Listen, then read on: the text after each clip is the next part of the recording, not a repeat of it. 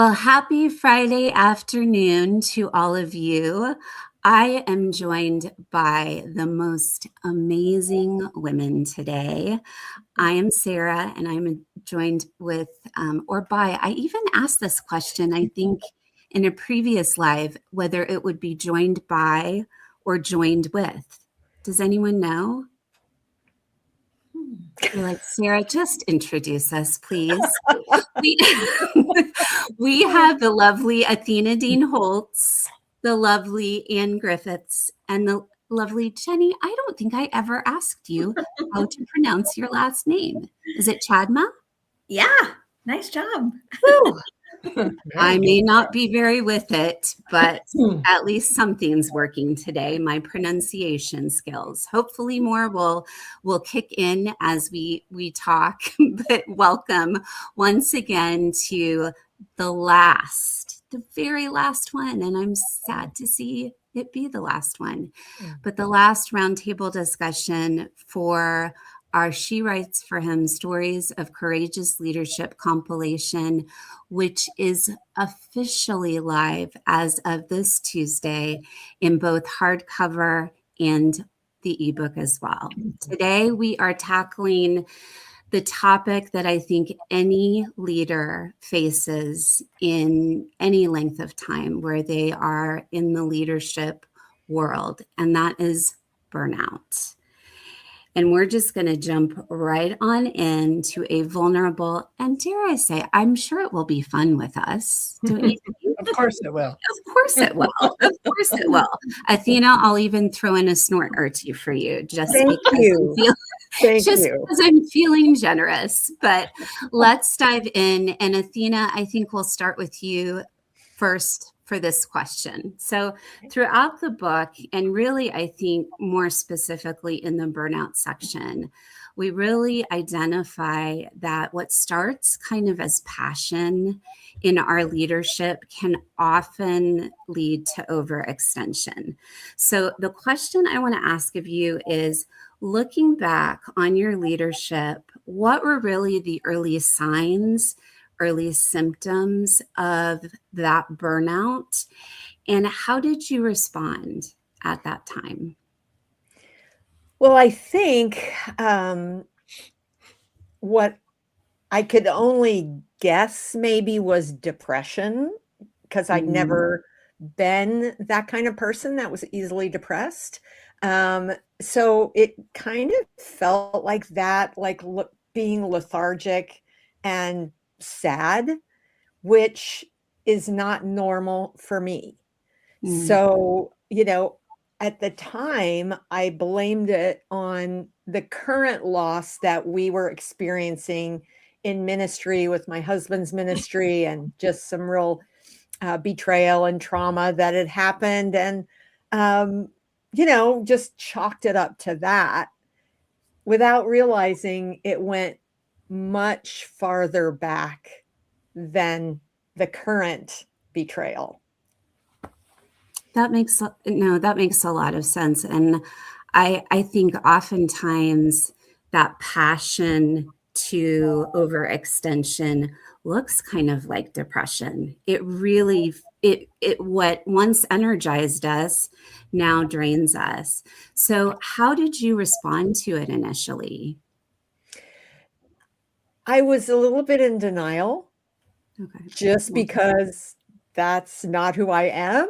And I have been, my medication of choice in the past has always been work and success. And that was where I would run to instead of actually processing any sort of pain that is sitting around not resolved. And so I think denial really was my immediate reaction. Well, and I'll just speak for myself. I live there frequently, and I often have to say, okay, Sarah, be real about the situation rather than just gloss over and keep doing, right? We just do and do and do, and we feel like that's what will make things right instead of just taking that moment to step back and rest. Jenny, what about you? I think I have a similarity with Athena in that depression was something that I considered. I'm typically pretty upbeat, and but what I started to experience was that I'd reached what I call like a full capacity. It was like I couldn't be present, like engaging like this and looking someone one on one in the eye and absorbing information. That felt really challenging. And as a spiritual director, listening is like a really big part of my life. And so it felt alarming that, oh my goodness, I can't even be present. What's wrong with me? And so, like that full capacity, it also turned into like uncontrollable tears. And just, I would just be working, and all of a sudden I would just start sobbing out of nowhere. And a couple times I'd put out some SOS calls to my husband, and I'm just like, I don't even know what's wrong with me. I'm trying to carry on with my day and do the things that I've got to do. And meanwhile, I've got these uncontrollable tears that seem to come out of nowhere. And so that sort of, I think, were the really early markers and signs for me that like something's wrong. And so I did explore that further. I thought, if I'm depressed, I guess I need to seek out therapy. And so I did that.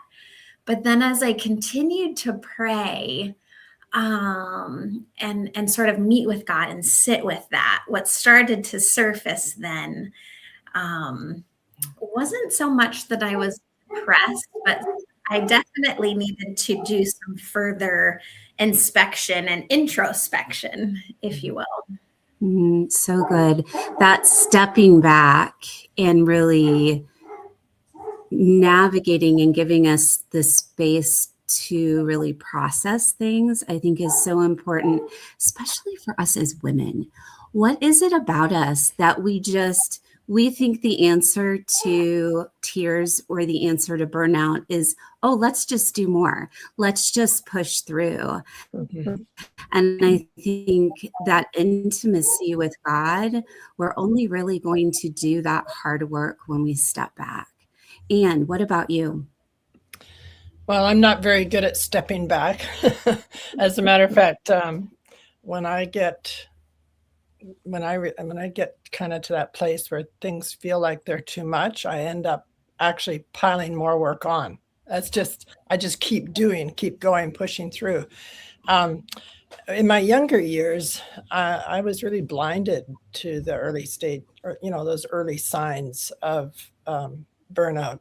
I tended to take on anything and everything, and I didn't see the signs, even though individuals sometimes would caution me about how much I was putting on myself. But I guess I just wasn't a very good listener. So I just kept pushing through. I was that person that would go on vacation and take a pile of work with me. That was just, I just did that all the time, and never thought anything of it. It's just stuff that needed to get done. So even it really took for me a major event to get my attention. God had to slap me up the side of the head because I wasn't very good at listening. And even then I struggled, but I slowly learned the value of time management. I'm still working on that. I think that'll be an ongoing life for me, just processing that.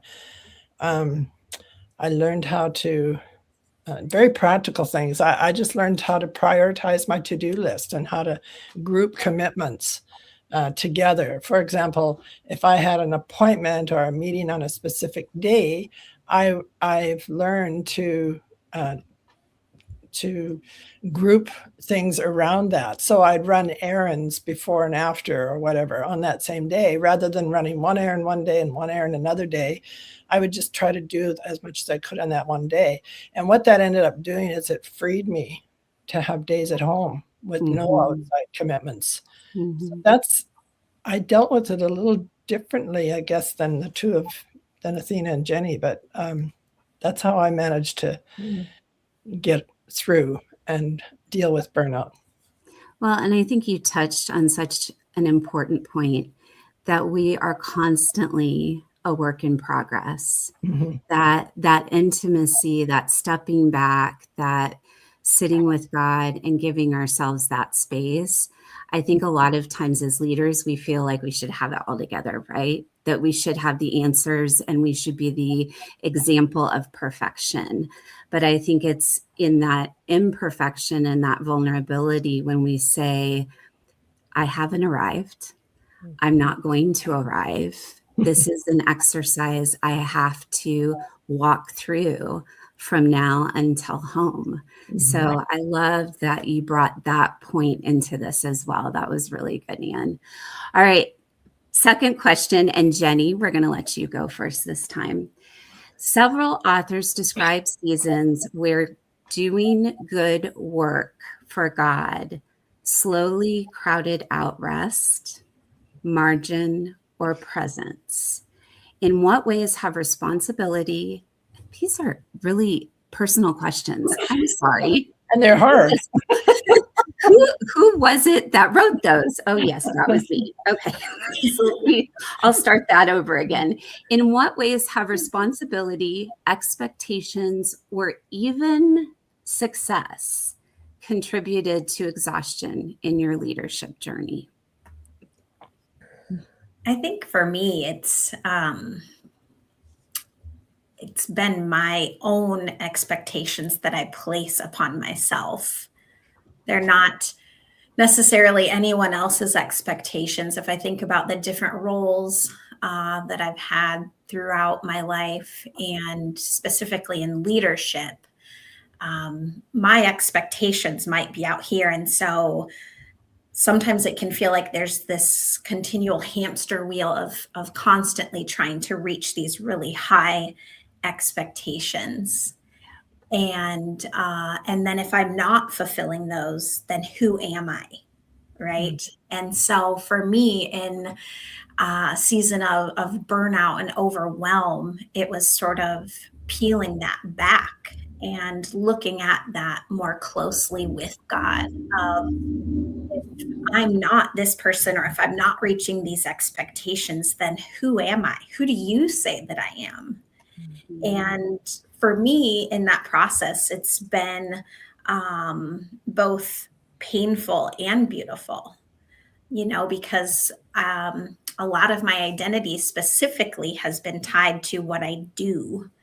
And so in unraveling that and seeing myself more through the eyes of God, that's liberating and also painful. Of gosh, I'm not this person that I thought, or that I want others to perceive me as. And so it's very layered.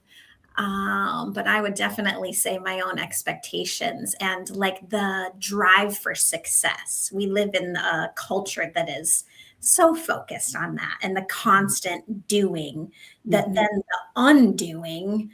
There's so many things that are attached to that. And so I think working through and sifting through those things can be challenging, but also very rewarding, especially as leaders. Mm.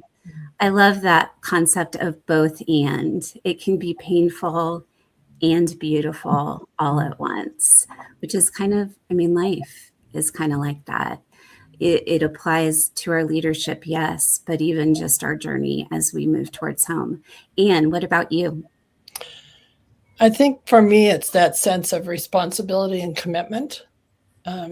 I've always felt that when someone commits to something, they should follow through with it, no matter what. And I'm hardest on myself with that. It's that kind of thinking that has put me up against the wall a few times. For example, when I committed to something and then realized that there was something else that I really needed to be a part of, but I couldn't because of that first commitment, that really created within me a spirit of turmoil. It just put me in turmoil because I wanted to keep that original commitment, but this other thing was really important. And how could I leave one and do the other? And, it just caused all kinds of turmoil, as you can tell from how I'm describing it.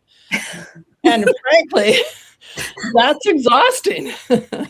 It's really exhausting. And so for me, I just find it hard to, I believe commitment is really important, and it can be a struggle for me sometimes because it can put me up against a wall. Mm-hmm. Yep. Yeah. I'm resonating with a lot of these things. My guess is every woman listening is resonating with a lot of these things as well. Athena, what about you? Well, when I think about it, I know that I justified working on Sundays because there's a ministry element to the work that we do at Redemption Press, but then also being a pastor's wife for the last 12 years, that also kind of made it just where never taking a day off just seemed like the right thing to do, when clearly it is ignoring the Sabbath. But when I think about it, it was like, there's always so much to do. I have to do this. I have to do it instead of taking a day off, whether it's Sunday or another day that would be a time to just step back for, a change. And it's like I was saying, God could not help me be more efficient and be more effective in 6 days, that I had to do that extra day. So it was definitely unbelief on my part and lacking trust that God could help me. So I just gave into it. I didn't really try and fight it. That's striving. That's striving that.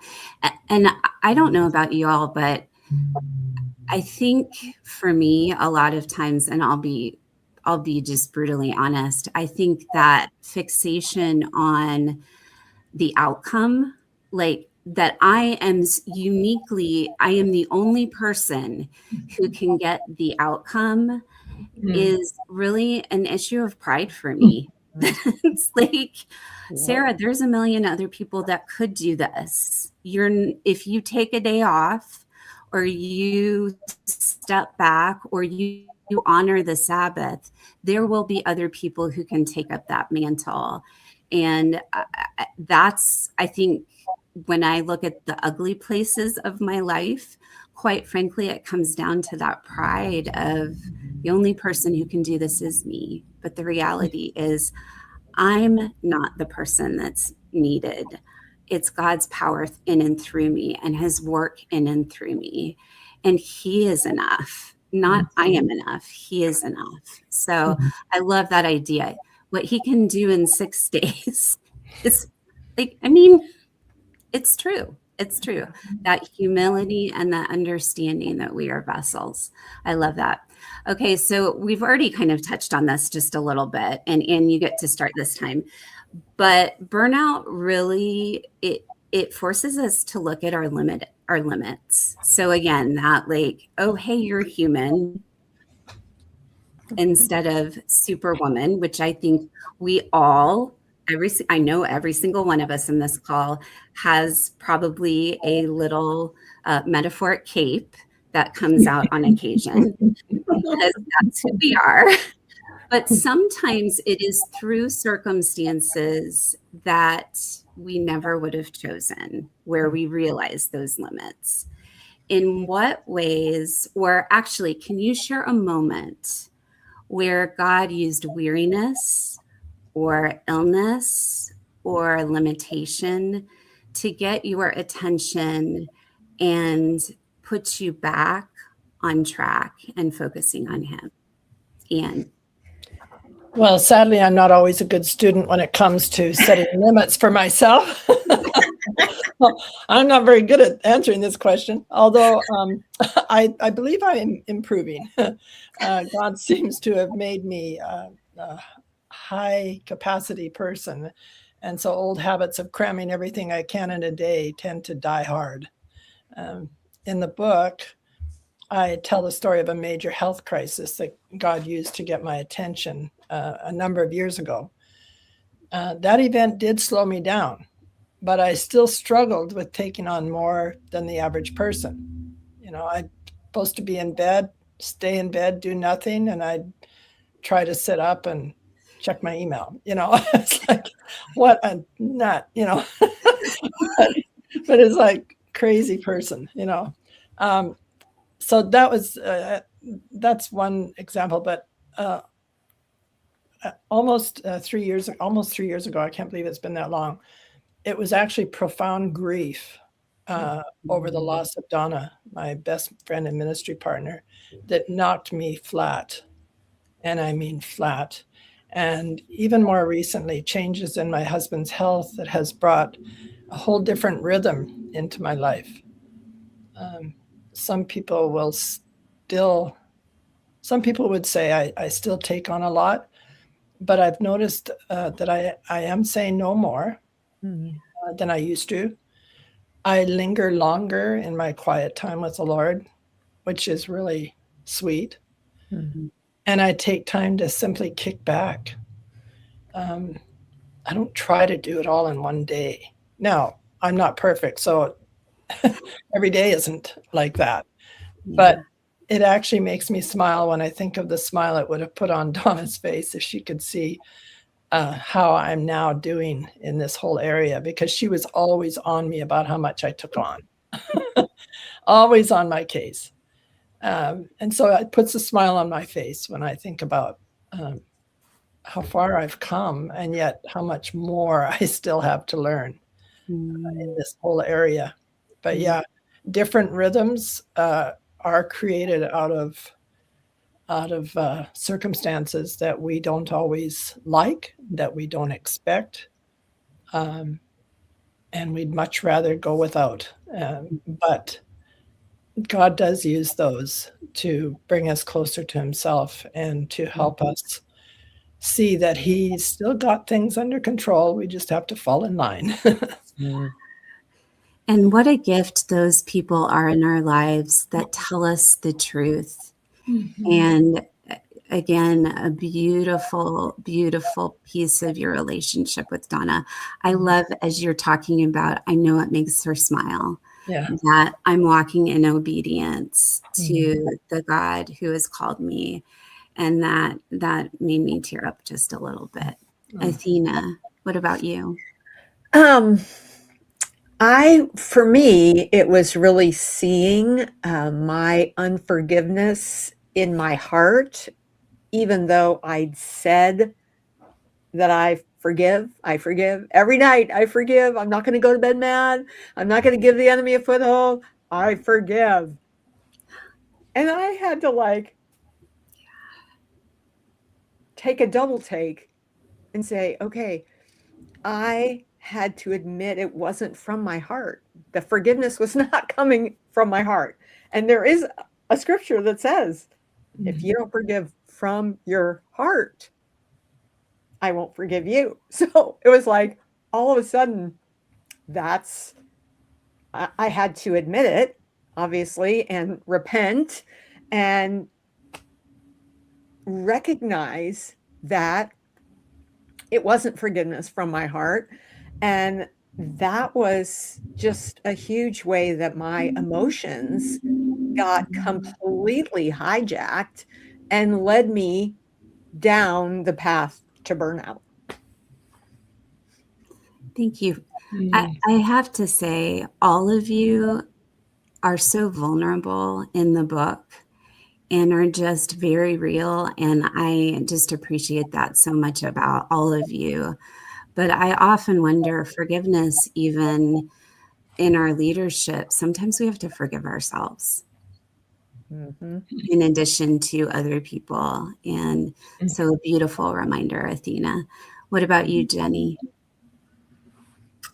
I think and this really, for me, experiencing burnout was really not that long ago. And so it still feels very fresh.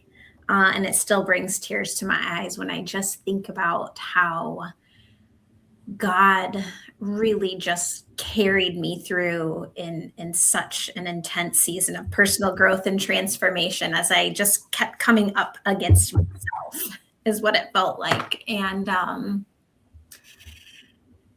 but over and over again, it was like in my weariness, in this place where for me, I just truly felt like I was falling apart. That's what really resonated with me. But then it was like, what does that really mean? What is falling apart? If I'm falling apart, I can say, yes, I'm falling apart. But what does that mean? And for me, it had a lot to do with shedding the ways of thinking and being and doing that are rooted in the ways of this world, and removing the masks and like no longer hiding or saving face. And over again, God just seemed to meet me in such real and deep ways. And I was thinking about it recently, and there was a Sunday where I had to go speak at a church, and it was about a 45-minute hour drive, and I was running late, and I was really angry. And so I'm like running around the house, and I leave and I slam the door, and I, just like not a good attitude, not a good headspace, none of that. And I got in the car, and I was like, immediately, I'm like, oh, like, forgive me. I'm heading to speak at a church. And I'm like, look at myself, look at me, and I got in the car to drive, and it was like song after song, like God knew what my heart needed. And song after song, it just poured into me. And at one point I was driving down the highway, and I had this image of Jesus sitting in the passenger seat. And then sitting behind me was my dad, who's been passed away for 20, 25 years. And he had his arms on my shoulders, like, I'm proud of you. And then I'm just driving down the highway, and I'm sobbing. I've got to go speak at this church event. And I just thought, wow, Lord, it was just again and again, like, I'm with you and I love you. And those truths really started to embed themselves more deeply, like moving from my head down into my heart during that season. And that's truly what carried me, was that my nothingness is what you desire. And that's it.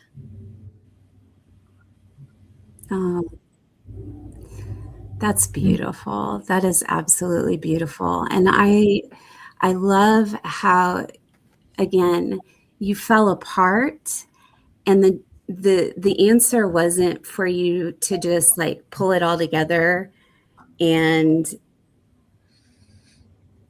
take matters into your own hands. It was surrender. It was, I've come to the end of myself. And isn't that kind of what sometimes burnout, that's where it takes us? If we submit and we do surrender, is we come to the end of ourselves, and that's where Jesus can begin in us.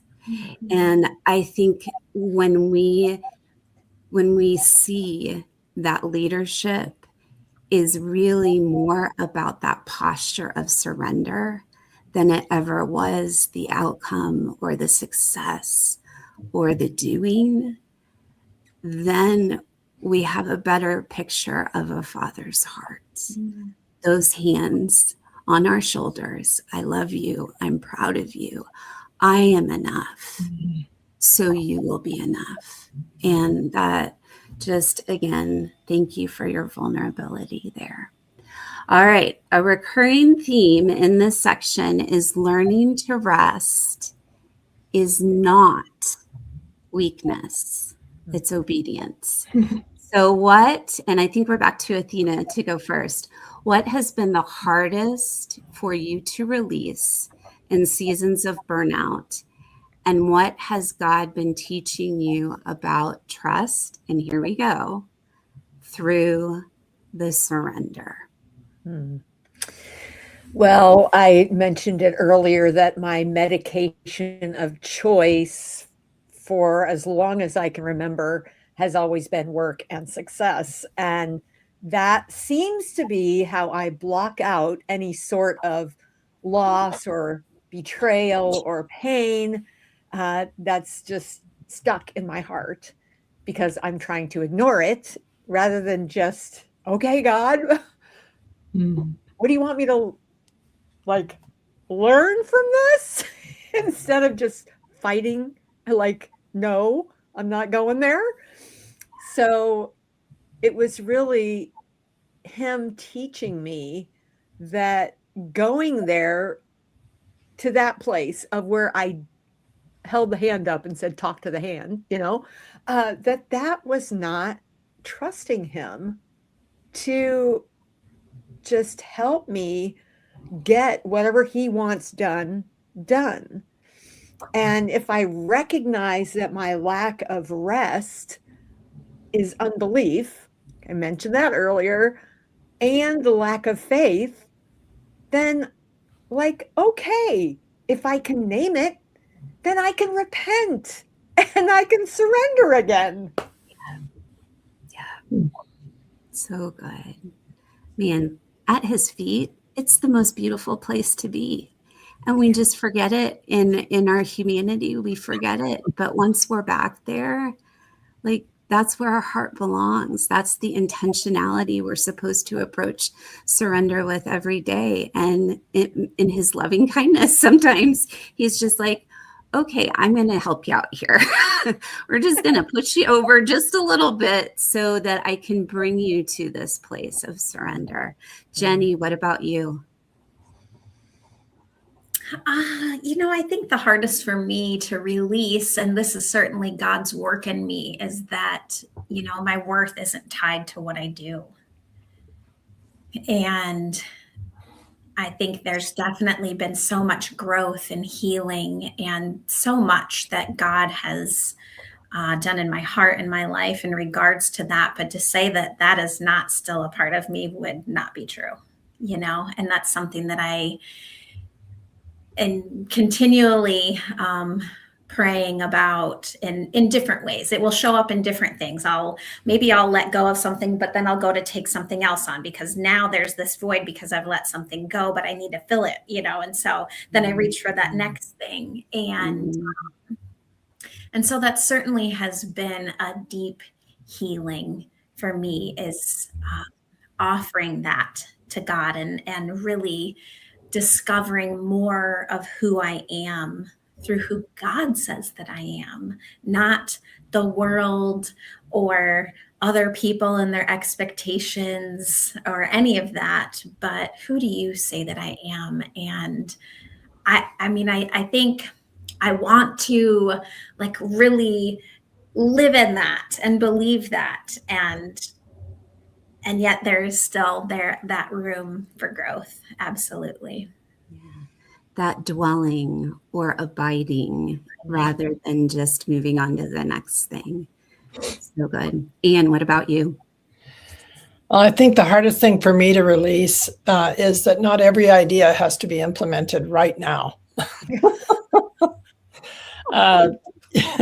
And I, as I mentioned earlier, I need to just ease up on my sense of loyalty, which that sounds strange, but having a sense of loyalty can be a really good thing. It is a very good thing, but it can also be misguided when I make commitments that maybe aren't mine to make or aren't the commitments that the Lord wanted me to make in the first place.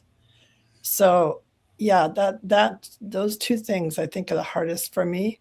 God continues to teach me to simply relax and trust that he's got me and who he created me to be, and that he's in control. And he's not finished with me yet. And aren't we glad that he's not finished with us yet? I mean, that is encouraging to me. As you were talking, Anne, it reminded me of, I think it was a sermon that we had recently at church where they were talking about this idea that God illuminates, and it's thy word. That isn't that song, thy word is a lamp unto my feet and a light unto my path. Okay. It's a song. Yeah. That's a song, right? Yeah. Yes. I think. Thank you. So essentially the speaker was talking about how in biblical times, the light would just illuminate the next step. Yep. It wouldn't show the whole landscape in front of us.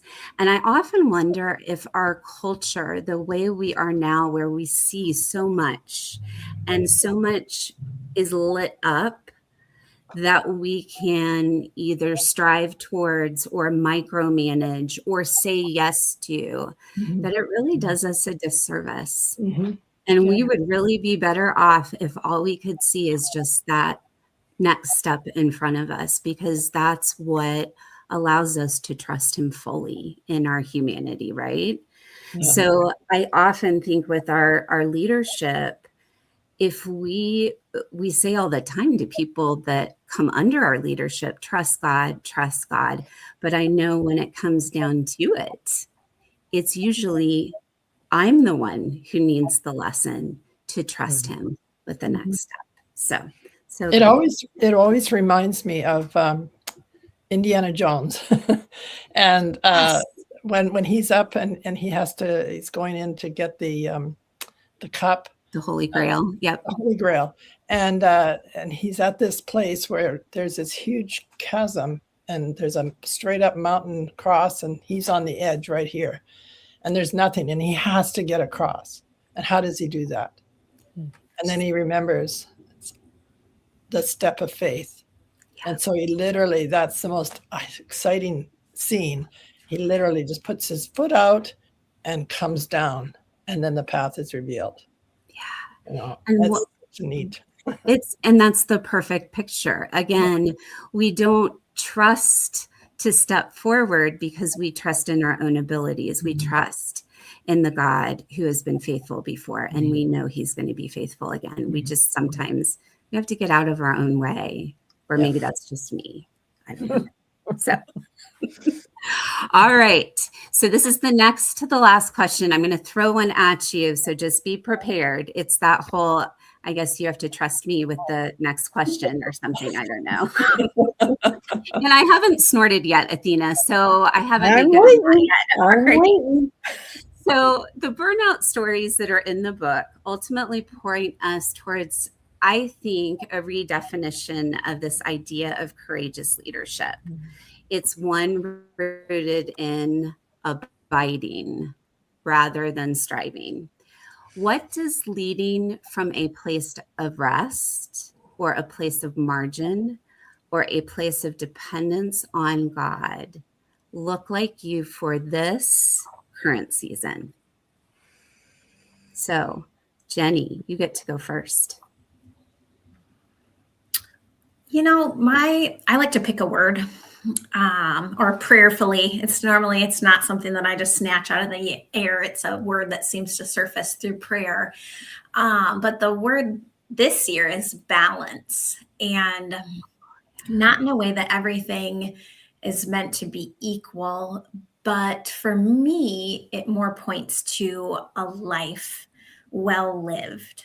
And what are those areas that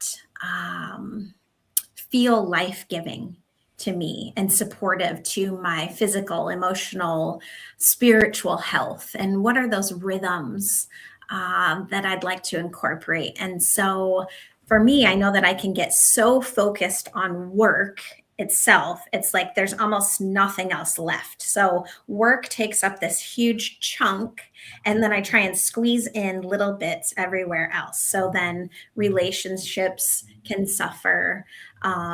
Other areas of my life seem to get, little attention. And so for me in this season, that looks like taking a retreat quarterly for silence and solitude with God. And so there's a monastery that I like to go to for a weekend. It looks like putting boundaries on work. So if I'm saying my hours are this, my hours are that. And it's not that, but I'll still bring my laptop home, or, I've got my email on my phone and I start checking. Like, hold firm to those boundaries, because I think that in and of itself safeguards our holistic health. It looks like prioritizing relationships and physical health and knowing that all of those things are so deeply intertwined. And so for me, I think that season of overwhelm has certainly been a teacher. It's not something that I look down on. It's more of like, wow, I really learned a lot. That dark time, for me, it felt dark. That dark time has now cast light in this, and is shedding light in this current season of what I don't think I want to go down that road. I think, we need to explore some other options here. So, yeah, and it's still a work in progress, and I'm still curious and prayerfully open to how that can take shape for sure. So good. Anne, what about you? I think it's letting go of how I think my life should look, or how I think it could look. It's just letting go. Accepting where God has me right now, trusting he's not setting me aside. He's just changing things up a bit. That's all. You mentioned a word of the year. My word, I had no idea why, but my word was change. And boy, oh boy, we're barely into the year and I've got so many changes going on. But God is just changing things up. And even in this season, he continues to bring me new opportunities that I wouldn't have had if I'd been running here and there with some of the other things I was doing. Proverbs 3, 5, and 6 is so well known to all of us, but it couldn't be truer for me today. It really is true. And I find that as I trust in the Lord with all my heart, not lean on my own understanding, but acknowledge him in everything, then he continues to direct me. I simply have to let go and trust he's got everything under control. He's changing things up. And there's such freedom in that. Yes. Such beautiful freedom in that. There is. Athena, what about you? Well, I think a prudent, thoughtful, and intentional outlook on the work he has called me to. I am very open about being a pantster. I fly by the seat of my pants all the time. I am not a planner. And so this is definitely a little bit of crucifying the flesh, realizing this is what I have to do. Be more prudent, thoughtful, and intentional when I think about my work, saying no to self-soothing with food or numbing my mind with scrolling social media or other distractions or dopamine enabling purchases online. Those steps of obedience, for me to do that and say no to that, that kind of obedience will enable me to fully depend on God instead of looking for other creature comforts to rule the day. It's just so easy to just slip that way. And it takes real intention. Yeah. And I love that you use the word crucify. My pastor said the other day, we were having a conversation, and he said, when I realized he was enough and he was better than any outcome I had to crucify. I think we don't think in those terms, but that's really that dying to self. I don't know where my voice just went. Maybe this is where I'm supposed to snort or something. I don't know.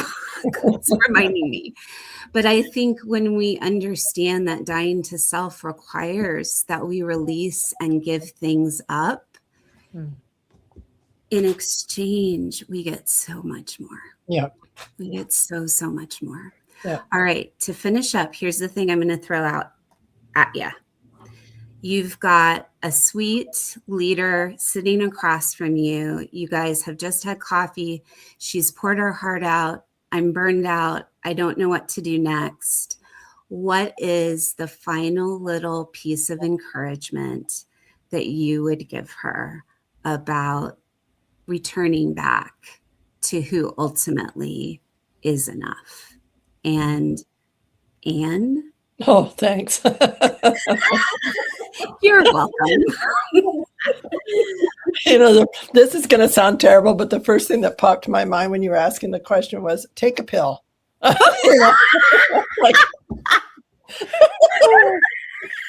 a chill pill, right? yeah. And what I mean by that is just chill, like take a breath, because life's not made up for us to just rush through it. When we rush through life, we miss so much.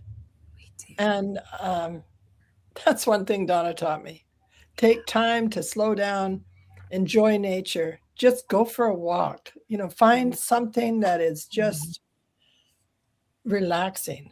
And it's going to feel strange at first, because at first you're going to feel like, oh man, I've got this to do and this to do and this to do. And I'm just like going crazy. But knowing that by taking that breath, by just going for a walk, sitting still, even for 5 minutes, can make a huge difference in how we start to see things in our lives. And it isn't a one-shot thing that you do and now you're going to be fine. It doesn't work like that. But that's one suggestion I would have. Just take time.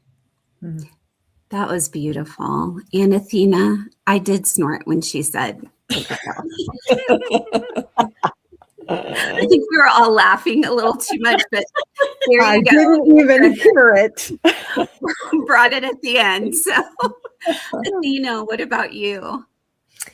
Well, I would, because, to quote my subtitle of my latest book, we cannot resist what we do not recognize. There's a huge part of the enemy's strategy is to wear us out. Yeah.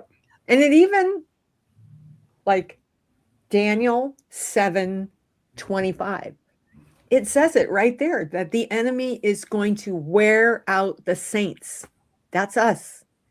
And if he can do it with burnout, whatever, he's going to try and wear us out. So just really asking God, show me how the enemy works in my life to wear me out. Because once you see it and you can just say, Lord, you're the one that you're fighting my battles for me. I don't have to go do anything special. But Lord, will you help me to discern it when it's obvious that that is what the enemy's trying to do and stir up in me, and help me to resist it, because when we submit ourselves to God and resist the devil, he has to flee. Mm-hmm.